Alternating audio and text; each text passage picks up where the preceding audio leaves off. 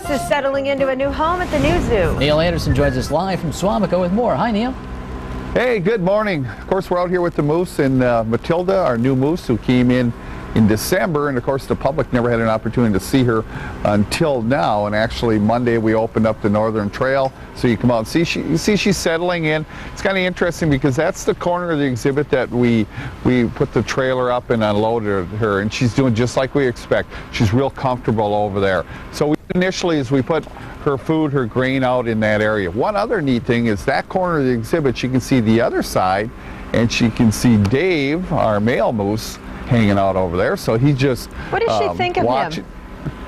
Well, you know, at this particular time of the year, they're pretty much independent. So they'll go ahead and they acknowledge that they can see each other and everything. Other than that, you can see she's turning her back to him right now. He's probably doing the same thing.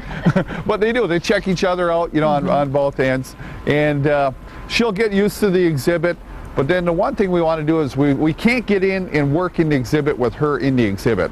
We have to train her to move over to the back area, or paddock area. We want to show you kind of what we do is we kind of moved her food over to here, this area. So it's still not inside the paddock area, and it's a shift area that we do. But you can see she ate last night, which is great. So she's getting more and more comfortable being around this area, the deck, and eventually what she'll do is she'll be able to go ahead and shift behind me. There's a nice shift area, and that'll be part of her daily routine, and then the zookeepers then will have an opportunity to be able to go out in the exhibit, work on the exhibit. So she's kind of settling in right now. Now this week will be a big week for her to get accustomed to all the people, all the activities, but she's doing real well. All right. Now coming up Saturday, yes, if you want to take part of the zoo home with you and put it in your backyard, here's what you can do. Okay. We've got some plants. Oh, so we can't just take an animal. No, you can't take an animal. No, you can't do that. But you can take a plant. And one of the things we do have, we have our zoo annual plant sale. And this is a plant sale. This is a real neat plant sale because it's done by our volunteers. And they do all our landscaping out here. Without their volunteers, we would really be in trouble there on the whole landscaping. But what they do is they take the perennials that are out in the zoo, and they'll go ahead and they'll put them in pots because, you know, as those perennial beds are growing, they'll go ahead and take the extras, put them out, and then they'll sell them. Now that's coming up Saturday, this Saturday at 8 o'clock. It'll be out in front of the zoo. And they're only $2 or $1.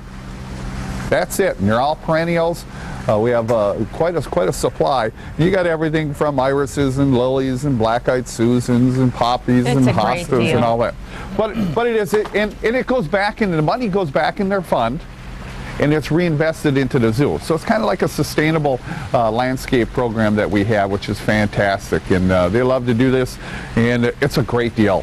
And I'll tell you, if you don't get here for 8 o'clock, you know, you may not be able to pick up any of the plants because it'll go quick, real quick. Yeah, it's a popular one. Thanks, Neil. Absolutely. See ya. Sounds good.